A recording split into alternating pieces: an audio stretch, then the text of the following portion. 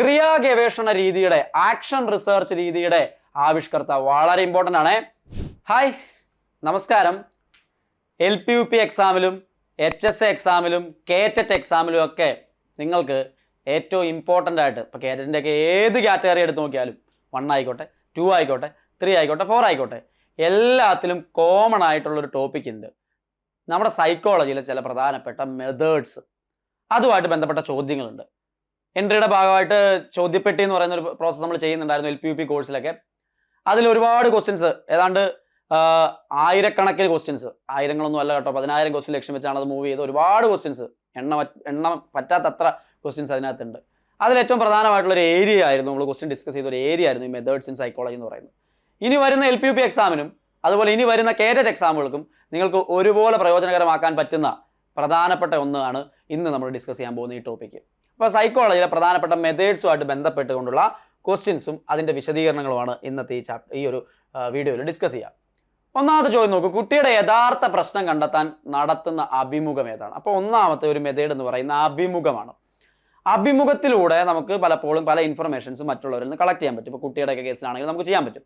ഇവിടെ ചോദ്യം നോക്കണം, യഥാർത്ഥ പ്രശ്നം കണ്ടെത്താനായിട്ട് സർവേ അഭിമുഖമാണോ, നിദാന നിർണയ അഭിമുഖം, ഡയഗ്നോസ്റ്റിക് ഇൻ്റർവ്യൂ, കൗൺസിലിംഗ് അഭിമുഖം, ചികിത്സോന്മുഖ അഭിമുഖം. അപ്പോൾ മലയാളത്തിലും ഇംഗ്ലീഷിലും വേർഡ്സ് ഞാൻ കൊടുക്കുന്നുണ്ട്. ഞാനിപ്പോൾ ചെയ്യുന്ന സൈക്കോളജിയുടെ എല്ലാ കണ്ടന്റുകളിലും എല്ലാ ക്വസ്റ്റ്യൻസിനും എല്ലാ എക്സാമുകൾക്കും യൂസ് ചെയ്യാൻ പാകത്തിനുള്ള ഇംഗ്ലീഷ് ടേംസും ഇൻക്ലൂഡ് ചെയ്തുകൊണ്ടാണ് പോകുന്നത്.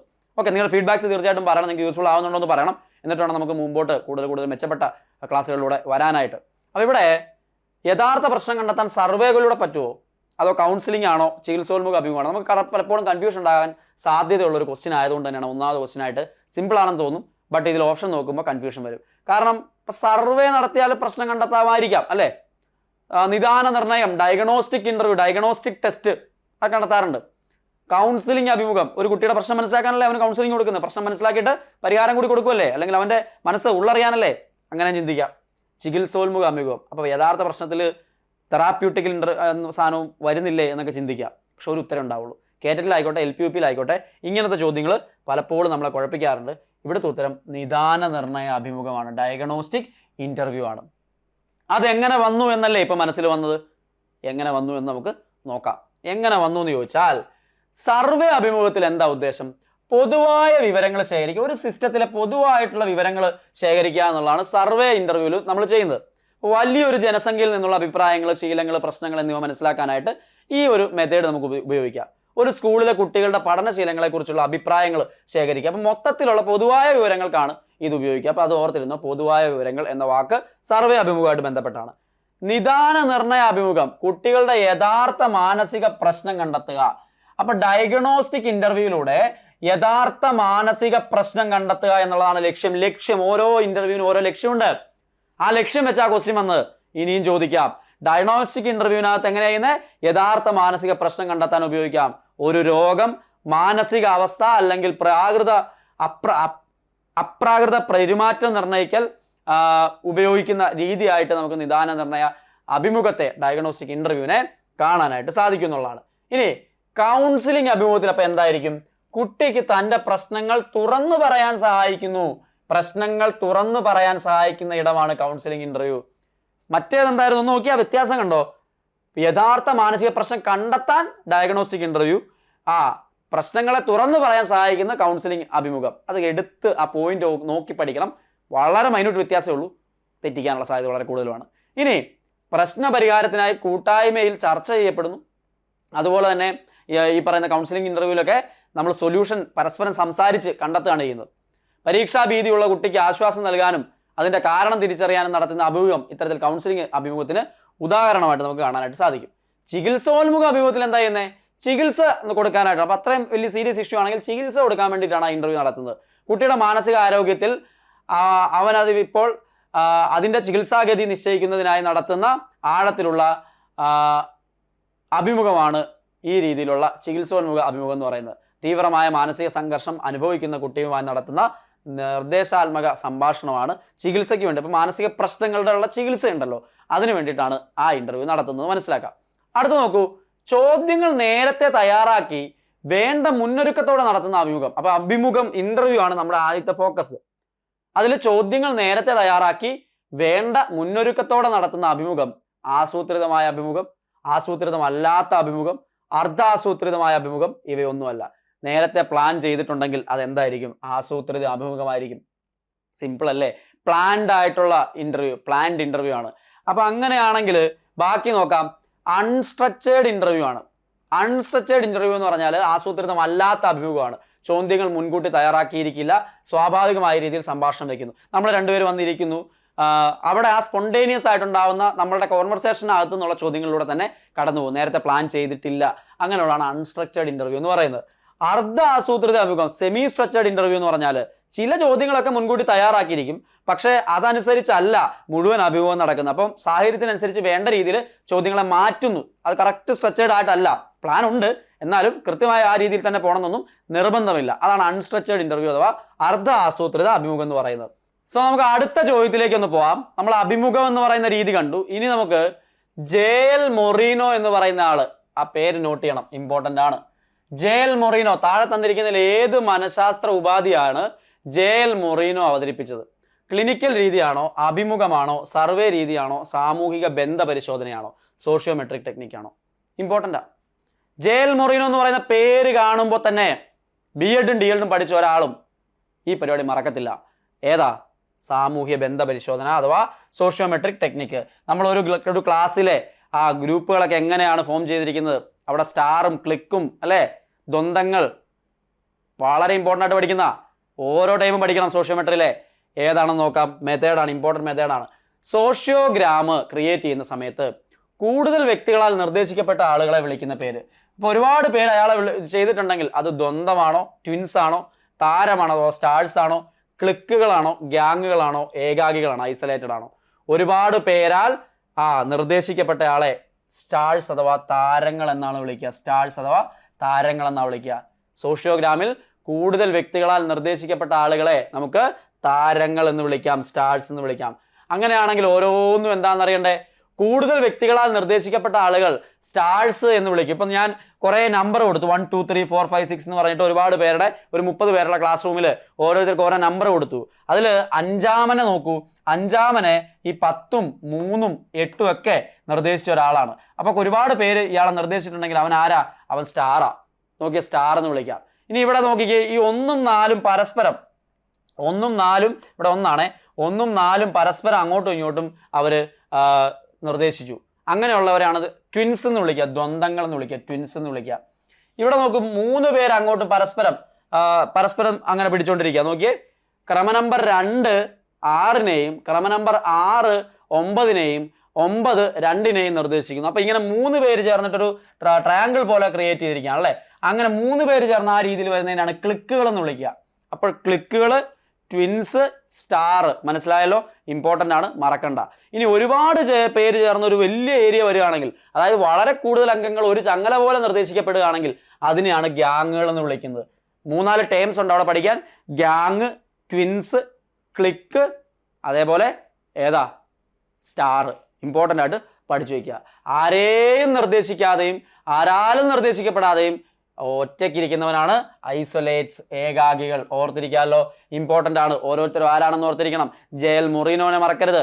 ഇമ്പോർട്ടൻ്റ് ആയിട്ടുള്ള കൺസെപ്റ്റ് ആണ് സോഷ്യോമെട്രി. അതിൽ നിന്ന് ക്വസ്റ്റ്യൻസ് വരാറുണ്ട്. താഴെ തന്നിരിക്കുന്നവയിൽ ഒരു പ്രക്ഷേപണ രീതിക്ക്, പ്രൊജക്റ്റീവ് മെത്തേഡിന് ഉദാഹരണം ഏതാണ്?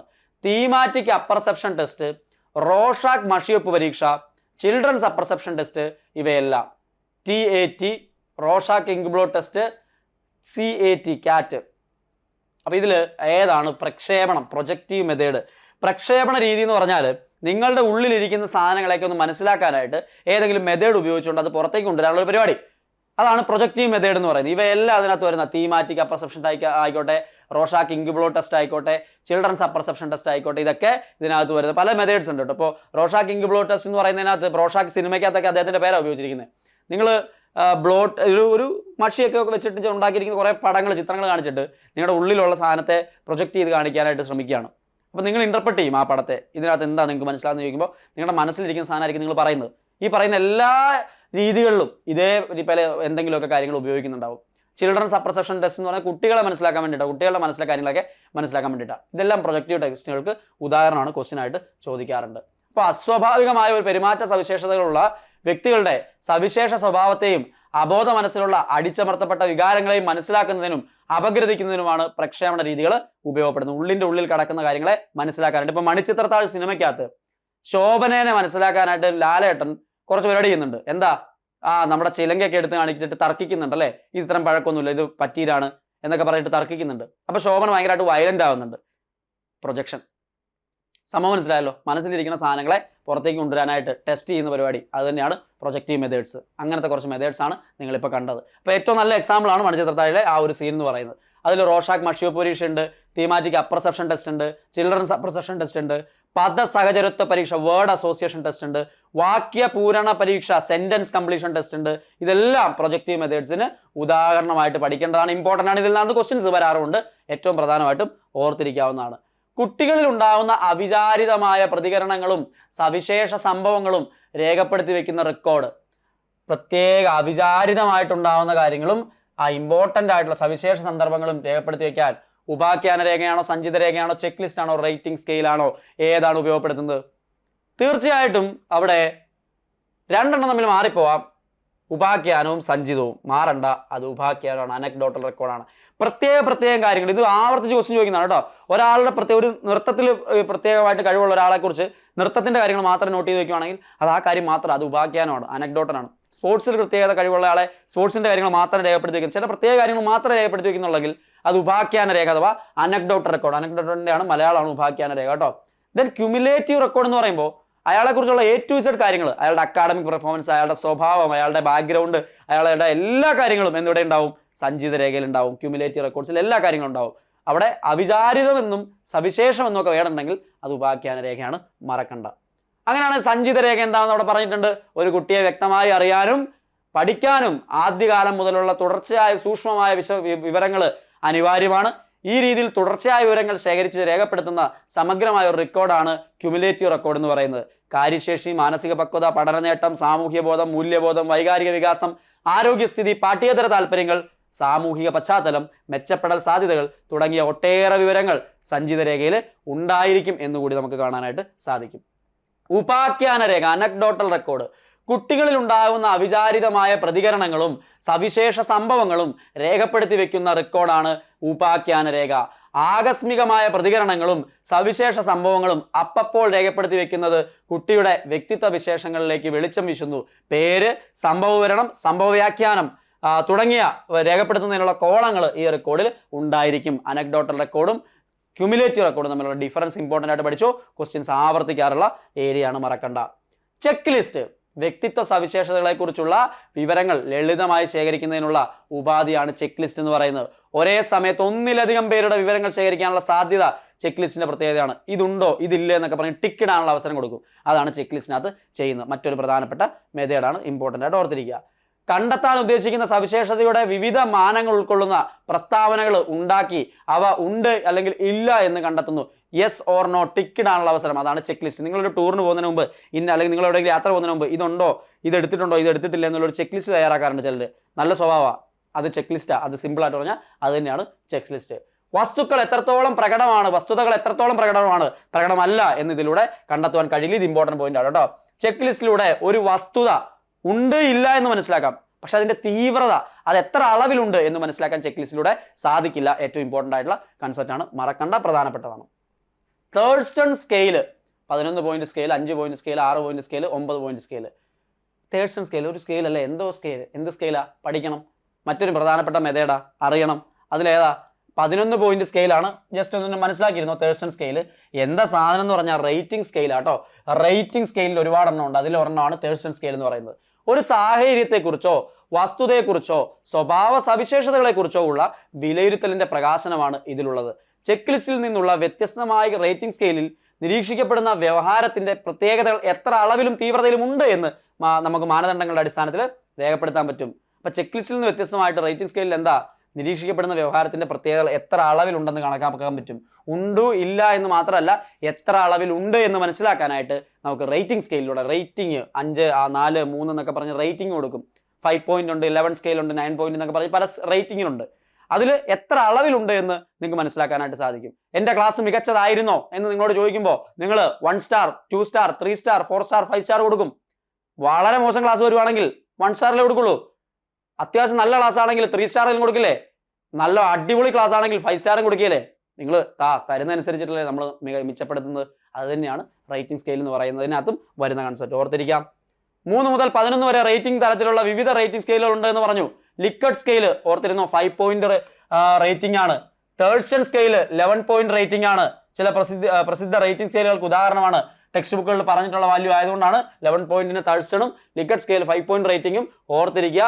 അതൊക്കെ ചോദ്യമായിട്ട് വേണമെങ്കിൽ വരാം. അപ്പോൾ ഈ ക്ലാസ്സിന് നിങ്ങൾ എത്ര റേറ്റിംഗ് തരുമെന്ന് ജസ്റ്റ് ഒന്ന് കമന്റ് ചെയ്യാമോ? നിങ്ങൾ കണ്ടിട്ടുണ്ടോ എന്ന് അറിയാലോ, ക്ലാസ് മൊത്തത്തിൽ കണ്ടിട്ടുണ്ടോ എന്ന് അറിയാലോ. ഇവിടം വരെ കണ്ടിട്ടുള്ള ആൾക്കാരാണ്, കൃത്യമായിട്ട് കേട്ടിട്ടുള്ള ആൾക്കാരാണെങ്കിൽ ഈ ക്ലാസ്സിന് എത്ര റേറ്റിംഗ് ഇപ്പോഴത്തെ സമയം വരെ നിങ്ങൾ നൽകുമെന്ന് താഴെ 5 പോയിന്റ് സ്കെയിലിൽ നിങ്ങൾ തരിക. ലിക്കഡ് സ്കെയിലിൽ നമുക്ക് നോക്കാം.